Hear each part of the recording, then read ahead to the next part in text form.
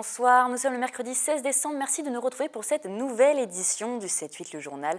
Comme chaque jour, votre actualité locale entourée des journalistes de la rédaction, mais aussi de nos invités. On commence tout de suite avec les titres de cette édition. La Chambre de commerce et d'industrie de Versailles-Yvelines a participé hier et aujourd'hui à la 16e édition du challenge École Entrepreneur. 2 jours de formation pour une initiative qui valorise l'entrepreneuriat auprès des jeunes Yvelinois. L'épisode 7 de la saga Star Wars arrive enfin sur les écrans. À Saint-Quentin en Yvelines, les fans étaient au rendez-vous. Retour sur le phénomène de la guerre des étoiles et événement phare de cette fin d'année. Et le concours du meilleur apprenti de France honore les jeunes apprentis futurs grands chefs de demain. Cette année, le vainqueur de la compétition est vicinois. Il s'appelle Gwendal Briand, apprenti au restaurant La Ferme de Voisins. Il est en plateau ce soir avec nous, accompagné de Romain Giquel, le chef de l'établissement. Ils reviendront avec nous sur cette compétition et cette belle récompense. Et un mot d'économie pour commencer. Hier, mardi 15 décembre et aujourd'hui, mercredi, la Chambre de commerce d'industrie de Versailles-Yvelines a participé à la 16e édition du challenge École Entrepreneur. Cette initiative permet de valoriser l'entrepreneuriat auprès des jeunes Yvelinois. Cette année, 2 classes de BTS de l'École supérieure des systèmes de management de Rambouillet ont participé à ces 2 jours de formation. Le reportage est signé Fanny Bourdillon. On est dans la réalité. Et plus on sera précis, plus il y aura un client qui va se dessiner derrière. Ce mardi, les étudiants en BTS Comptabilité Gestion à Rambouillet découvrent le goût d'entreprendre à la Chambre de commerce de Versailles. Venus avec 8 projets de création d'entreprise, ces jeunes vont pouvoir participer à la 16e édition du challenge École Entrepreneur. Le but est bien sûr, comme tous les ans, de faire participer nos jeunes de BTS, de l'ESIM à un challenge qui est un challenge de création d'entreprise. Et nous avons souhaité cette année en modifier l'expérience et les faire travailler hors les murs de l'école. Le Project Off, c'est la cabine de sauna hammam de luxe. Des saunas et hammams de luxe, c'est le projet d'entreprise de Nicolas. Avec son groupe, ils étudient leur business plan, l'occasion de concrétiser leur envie d'entreprendre. Aujourd'hui, en fait, on va apprendre à surtout pouvoir se structurer parce qu'en fait, on a des idées plus ou moins vagues. Et donc ces 2 jours de formation vont nous permettre de vraiment rentrer dans le vif du sujet. Pour la CCI des Yvelines, cette initiative permet surtout d'insuffler l'idée d'entreprendre auprès des jeunes du département. Il est extrêmement important de donner l'envie d'entreprendre, que ce soit autour de la création d'entreprise, mais également pour sa vie professionnelle de façon générale. On attend que les jeunes s'investissent dans leur travail, qu'ils soient force de proposition. Et autour de la création d'entreprise, bien sûr, on a besoin de beaucoup d'envie d'entreprendre. Actuellement, 25% des entrepreneurs français ont moins de 30 ans. Un chiffre qui a triplé en 10 ans. Économie et sport à présent, le Rugby Club de Versailles a lancé aujourd'hui une campagne de financement participatif. 250 jeunes membres du club ont fait une marche du stade de Porchefontaine jusqu'à la place de la mairie à Versailles. L'objectif, récolter 5 000 € afin d'améliorer les conditions du club. On a un pôle de jeunes qui est très fort à Versailles. Entre les U6 et les U20, on a 420 jeunes. Donc avec une école de rugby qui fait 250 enfants, 120 cadets et juniors et 50 U20 Belasquin. Donc dans les Yvelines, on est le premier au niveau du pôle jeune et on a aussi un développement de notre expertise qui est fort et on veut fortifier ce pôle jeune. Et pour ça, on fait appel à un financement participatif puisque de toute façon, nous avons des partenaires, mais les partenaires, ils font ce qu'ils peuvent, on est ravis de les avoir, mais il nous faut plus et on s'est dit que stimuler la web Galaxy et les internautes, c'était peut-être une possibilité pour nous d'atteindre notre objectif. A noter qu'un flash mob sera également organisé le 10 janvier sur la place du marché de Versailles pour appeler à un maximum de dons. Vous avez jusqu'au mois de février pour participer et les aider dans leur aventure. Et enfin, c'est l'événement du jour. Le 7e volet de Star Wars, le réveil de la force, est sorti ce mercredi dans les salles obscures. Record de prévente en France, produits dérivés, recours sur l'engouement autour de ce long métrage. Michael Elmidoro et Jérémy Quesada sont allés à la rencontre des fans de la première heure à Saint-Quentin-en-Yvelines. Il faudrait avoir passé des mois dans une galaxie lointaine, très lointaine, pour ignorer l'arrivée du nouveau Star Wars sur les écrans français ce mercredi. À l'UGC de Saint-Quentin-en-Yvelines, une centaine de Padawans a pris d'assaut les salles obscures. Ça représente beaucoup de souvenirs parce que j'ai été voir le premier avec mon père en 77, je crois, ou quelque chose dans le genre. Donc c'est beaucoup de souvenirs. Qui n'est pas fan de Star Wars, j'ai envie de dire. Ça en met un plein les yeux, quoi. Je suis content. Ça fait des ans que j'attends. Le 7e volet de la saga pulvérise déjà tous les records. 500 000 places ont été vendues sur le territoire français avant sa sortie. Dans ce cinéma saint-quentinois, 2650 billets ont été précommandés sur Internet pour ce mercredi. C'est du jamais vu. On n'a jamais mis un film à la vente aussi longtemps à l'avance. Ce qu'il faut savoir qu'on l'a mis fin octobre à la vente. Les gens pouvaient réserver, pouvaient acheter leur place. Sur la semaine, on est à 5000, on va dire 900 places. Donc pareil, c'est un record battu pour l'instant. Star Wars, c'est également un business en dehors des salles. Depuis l'été dernier, les produits dérivés ont envahi les rayons de supermarchés. Dans le magasin La Grande Récré de Saint-Quentin-en-Yvelines, 2 jouets achetés sur 3 sont estampillés Star Wars. Nous avons reçu des visites des curieux cette semaine, des gens qui venaient, qui regardaient, qui attendaient impatiemment, qui attendaient les nouveautés, et ça continue. On jette dessus, en plus ça va être rupture de stock apparemment pour Noël. Donc on en profite, c'est la dernière boîte. À une semaine de Noël, la Star Wars Mania n'est pas prête de s'arrêter et ce ne sont pas les nouvelles générations qui vont nous contredire. Et en plateau ce soir avec nous, le meilleur apprenti de France 2015. Bonsoir Gwendal Briand.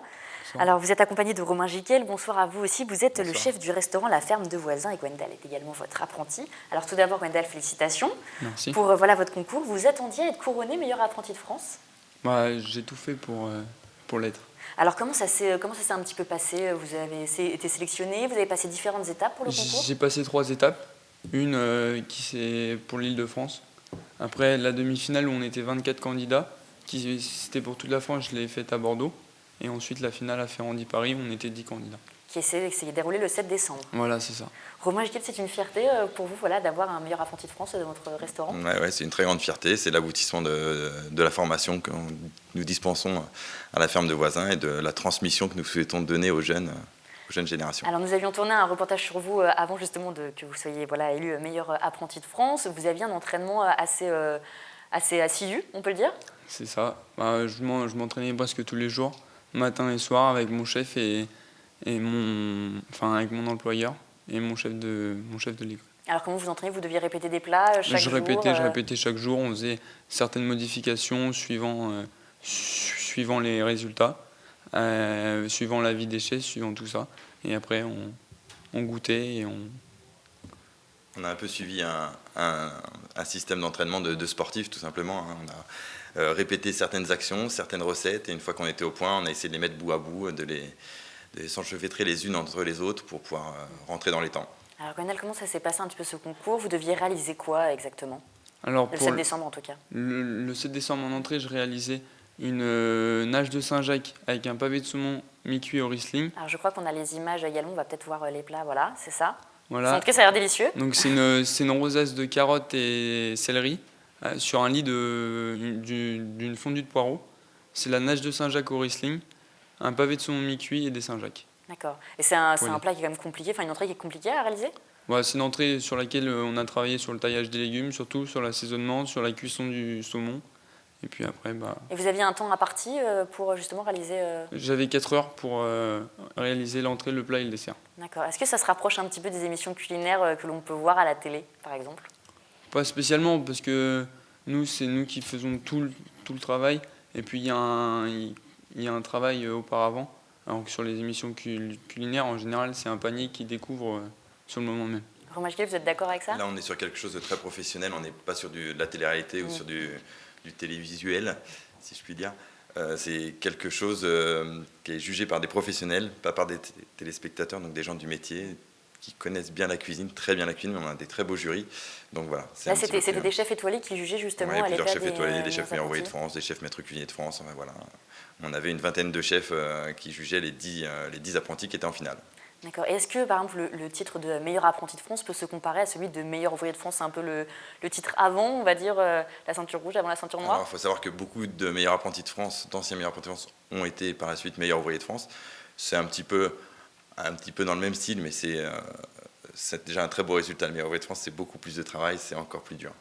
Et les épreuves, donc justement, étaient assez compliquées. Vous deviez faire également un plat et un dessert, c'est ça, en 4 heures? Un plat et un dessert, en 4 heures. En 4h30 avec les envois. Alors justement, je crois qu'on a également aussi les images justement du plat que vous allez peut-être nous commenter en plateau. Alors ça, c'est quoi exactement? Ça, c'est un carré de porc poêlé Et avec, j'ai servi une charlotte de chou rouge pomme marron et des quenelles de fromage blanc. Et est-ce que ça, on pourra par exemple le retrouver au restaurant de la ferme de Voisins? Ah oui, ça ce serait le genre de plat qu'on pourrait retrouver. Il y a quelques années, on travaillait déjà sur le carré de cochon francilin, un peu comme celui-ci, mais on travaillait fumé, nous. Et Gwendal, vous êtes tout jeune, c'est habituel quand même d'avoir des apprentis aussi jeunes qui arrivent à réussir ce genre de plat? Alors, habituel, non. Ce sont tous les jeunes qui étaient sélectionnés là, pour ce concours et pour la finale avaient un très bon niveau. Ce sont des jeunes qui sont passionnés, qui sont investis dans leur travail et qui ont envie de réussir. C'est un métier qui est très compliqué, il faut beaucoup d'investissement personnel et il a mis suffisamment d'investissement pour réussir. Et le titre maintenant, ça représente quoi pour vous? Ça va être pour votre futur, parce que vous allez rester du coup au restaurant de la ferme de Voisins. Qu'est-ce que ça va vous apporter, et pour vous Gwendal et pour vous Romain? Bah, moi déjà c'est une fierté pour moi-même et pour mes proches, pour mes chefs, pour tout ça. Et après ça dépend de ce que je ferai au mois de septembre. Soit je vais travailler directement dans certaines maisons que j'aimerais côtoyer, sinon je ferai un an ou 2 ans en pâtisserie. Le titre vraiment vous permet d'aller après travailler dans des plus grandes maisons, dans des plus grands restaurants. Vous êtes accepté directement, ça? C'est ça. D'accord. Ça ouvre pas mal de portes. Ouais. Bah, nous, en tant que professionnels, c'est beaucoup de reconnaissance, c'est très agréable pour nous. Ça, une fois de plus, ça montre. Du coup, les apprentis vont se bousculer pour venir chez vous? Peut-être pas, je ne sais pas. On a déjà pas mal d'apprentis, mais en tout cas, c'est une belle reconnaissance pour nous, aussi bien au niveau des apprentis qu'au niveau des professionnels qui, du coup, entendent un peu parler de nous et voient un petit peu le type de formation que nous donnons. Maintenant, ça va lui ouvrir pas mal de portes, effectivement, mais ça n'empêche pas qu'il va continuer à travailler dur parce que... Et pour le restaurant, ça peut amener une clientèle? Il y a des gens qui suivent justement? Je ne sais pas si ça amènera une clientèle pour le restaurant, mais bon, nous, notre objectif était atteint, c'est de l'amener le plus haut possible. On a réussi. Maintenant, il sera avec nous jusqu'à fin juillet pour finir son apprentissage. Et puis après, il va s'envoler un petit peu. Et donc, vous me parliez de pâtisserie. Est-ce que vous allez participer à d'autres concours? Ça vous a donné envie d'aller plus loin? Bien sûr.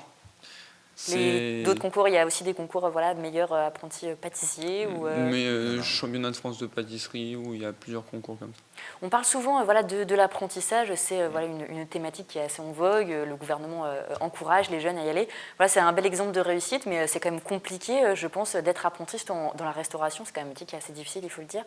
Bien sûr, mais quand on aime le métier, on n'a pas de limite. La restauration, je dis souvent, ce sont des métiers passion. Quand on aime, on compte pas. Il ne faut pas trop compter les heures qu'on y passe et qu'on y met. Par contre, ça rend beaucoup. C'est un superbe ascenseur social parce que ça peut faire évoluer des jeunes qui n'ont pas forcément envie de travailler à l'école, qui n'ont pas les capacités de travailler à l'école. Un jeune qui est motivé, qui a l'envie, en trouvant un bon formateur, peut évoluer et aller assez haut. Et parce qu'il n'y a peut-être pas assez de jeunes qui se dirigent vers l'apprentissage à cause de ce qui se passe dans les écoles, il n'y a peut-être pas assez d'engouement là-dessus, alors qu'on voit des beaux exemples de réussite comme ça. C'est possible que la pub ne soit pas toujours très bonne pour les apprentissages ou que les gens aient une mauvaise image de l'apprentissage. Par contre, c'est une voie très très bonne pour la réussite, car on commence à pratiquer son métier et on commence à acquérir de l'expérience dès 15 ans, dès 16 ans, dès 17 ans quand on rentre en apprentissage. Eh bien, merci beaucoup, messieurs. Encore félicitations, Gwendal. On vous souhaite un beau parcours pour la suite que nous suivrons. Et à présent, je vous propose de vous présenter un jeune sportif. Alors, c'est un golfeur, il est originaire de Montigny-le-Bretonneux et il pourrait devenir numéro 1 français dans quelques années. Benjamin Jaillet vient de passer golfeur professionnel. Il participera au Pro Golf Tour, la 3e division européenne en 2016. Michael Elmidoro et Patrick Jacques de Dixmude ont fait son portrait et l'ont rencontré. Regardez. Le futur Tiger Woods est peut-être inimontain. Benjamin Jaillet, tout juste 22 ans, vient d'intégrer le circuit professionnel. Le golfeur qui a débuté sur les greens suite à un stage organisé en 2008 par la mairie de Montigny-Bretonneux évoluera l'année prochaine dans le Pro Golf Tour, l'équivalent de la 3e division. Depuis que j'ai démarré le golf, ça a été cette idée-là de se préparer en vue un jour peut-être de jouer sur le circuit pro.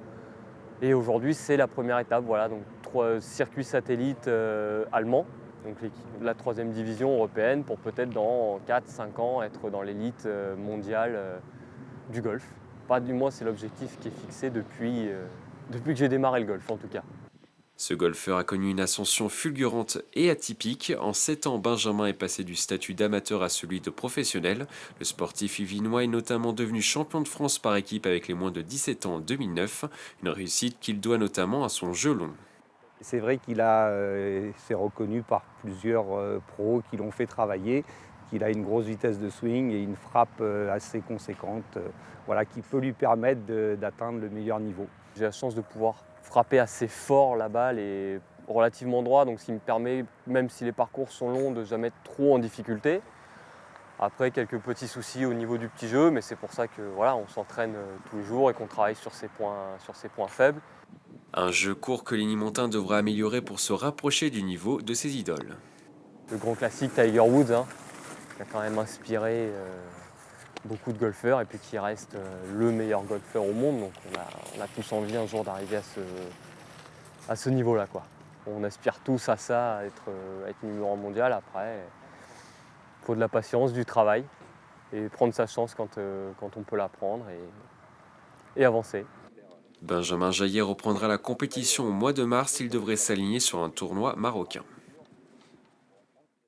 Il y a tout juste un an, le point service aux particuliers de Saint-Quentin en Yvelines signait un partenariat avec EDF pour lutter contre la précarité énergétique sur l'agglomération. Ce partenariat a permis la création d'un poste d'ambassadeur de l'efficacité énergétique. Nous allons nous y intéresser ce soir avec Mélanie Poquet. Bonsoir Mélanie. Bonsoir Florane. Le poste d'ambassadeur de l'efficacité énergétique est une volonté de l'État annoncée en mars 2013 par le président de la République François Hollande. L'objectif du plan de rénovation énergétique est de réaliser d'ici 2020 une économie des consommations d'énergie de 38%.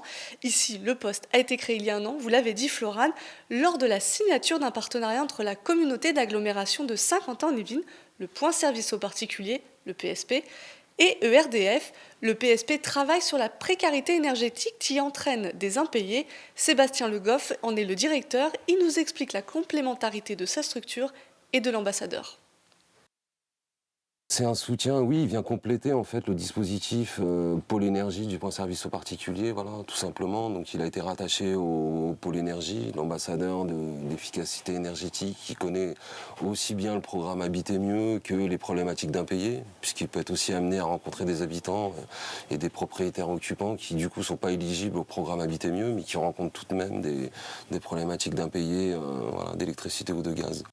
Alors les postes sont des emplois d'avenir qui s'adressent à des jeunes de 16 à 25 ans. L'ambassadeur sur Saint-Quentin en Yvelines a été recruté au mois de février. Il a été formé par l'ALEC, l'Agence locale de l'énergie et du climat de l'agglomération. Mais quel est son rôle précisément, Mélanie ? Alors, le rôle de l'ambassadeur, c'est d'identifier les ménages en situation de précarité énergétique, d'où sa présence au point service aux particuliers. La question de la rénovation n'est pas toujours facile à appréhender, notamment pour les ménages les plus précaires. Une fois identifié, l'ambassadeur est là pour les accompagner dans les démarches, à voir si le projet est éligible au programme Habiter mieux notamment, et à monter un dossier. Écoutez Guirec Delaporte, c'est l'ambassadeur sur Saint-Quentin en Yvelines.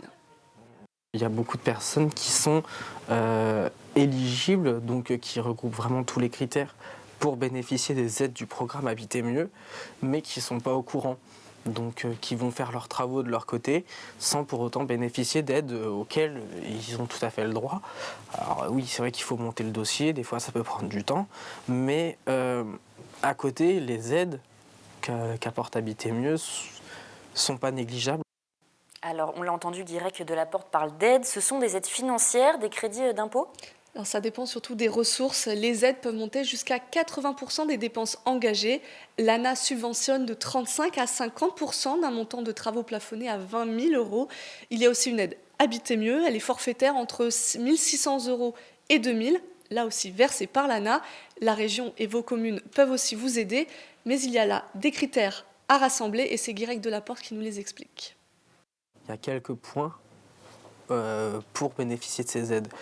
Comme j'ai dit, notamment être propriétaire, il faut que l'appartement ou la maison ait plus de 15 ans, que ce soit des rénovations basées sur l'énergie, le gaz, l'énergie en globalité, que l'entreprise soit... c'est obligatoirement fait par une entreprise agréée Grenelle de l'environnement. Il ne faut pas avoir eu de prêt à taux zéro.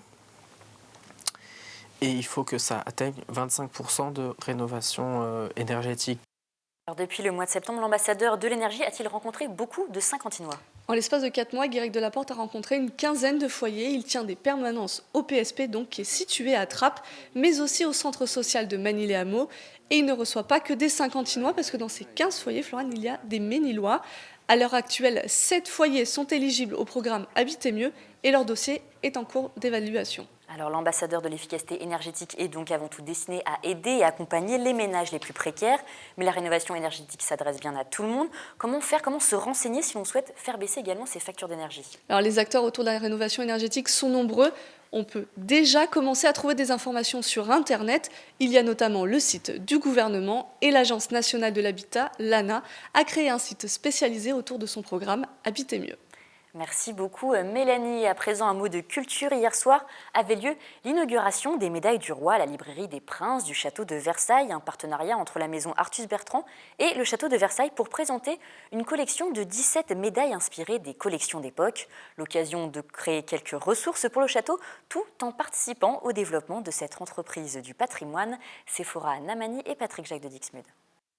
Du sésame pour entrer dans les jardins du Trianon sous Marie-Antoinette aux décorations officielles des Jeux Olympiques, les médailles ont toujours été des témoignages de l'histoire. Frappées, poinçonnées, dorées et patinées, les médailles arborent différentes fonctions depuis l'Antiquité. La médaille avait plusieurs symboles, si je puis dire. D'abord, c'était une manière assurée de pouvoir transmettre son image à la postérité, parce que c'était de préférence un matériau inaltérable. Ensuite, la médaille pouvait être un outil de propagande, à partir du moment où vous mettez en avant vos victoires, votre famille. Et c'est également donc outil de propagande complémentaire, sachant que les médailles, notamment les médailles en or, servaient de cadeaux diplomatiques. Louis XIV, fervent collectionneur de médailles, pour glorifier son règne, avait même aménagé son cabinet des médailles au château de Versailles en 1684. Celui-ci aujourd'hui disparu, le château a eu l'idée de s'associer à la maison Artus Bertrand pour lancer une collection de 17 pièces. Hier avait lieu dans la librairie des Princes du château l'inauguration de cette collection. Nous, on est passionnés de médailles. On avait depuis longtemps lu toute la littérature autour du cabinet des médailles du roi. Louis XIV était un grand collectionneur. Et on est attaché à cet art de la médaille. On avait proposé au château de Versailles de reproduire pour le château des médailles déjà anciennes ou existantes dans les fonds du château et aussi en inventer. On essaie de faire en sorte qu'avec le château, on puisse rayonner un peu à l'étranger et puis avoir quelques ressources complémentaires. Et l'idée, c'était justement de reprendre des médailles et puis de les commercialiser. Vous avez dans tous les lieux historiques des petites médailles à vendre, pas chères, mais pas forcément de très bonne qualité et sans forcément un grand lien historique. Un moyen de créer des ressources pour entretenir le château de Versailles tout en développant l'économie des entreprises du patrimoine telles que la maison Artus Bertrand, des maisons qui, sans toutes les commandes de restauration, seraient amenées à péricliter. Et c'est à présent la fin de cette édition. Merci de nous avoir suivis. Tout de suite, vous avez rendez-vous avec Séphora Namani pour une nouvelle édition de Kiosque, votre magazine culturel. Quant à moi, je vous retrouve demain pour le journal. Je vous souhaite une bonne soirée et vous laisse sur ce petit clin d'œil de toute la rédaction au nouvel épisode de la saga Star Wars, réalisé par Michael Jarry. La Force est aussi sur Téléfilm 78.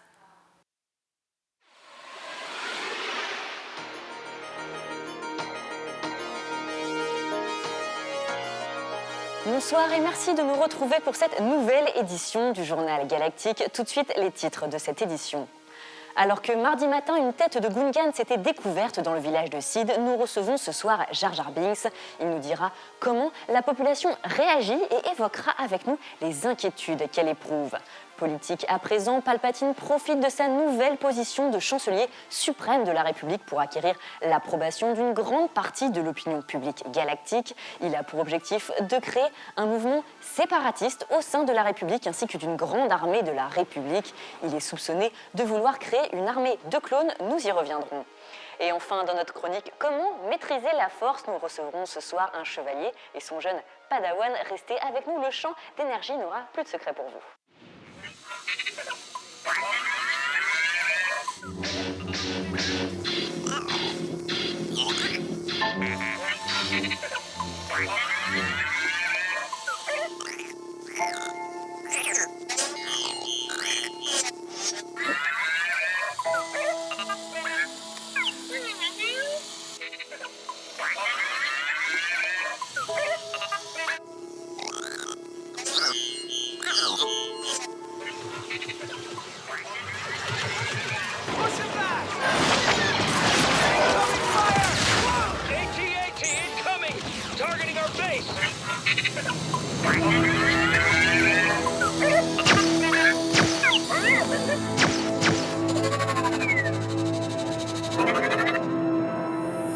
Aidez-moi, Obi-Wan Kenobi. Vous êtes mon seul espoir.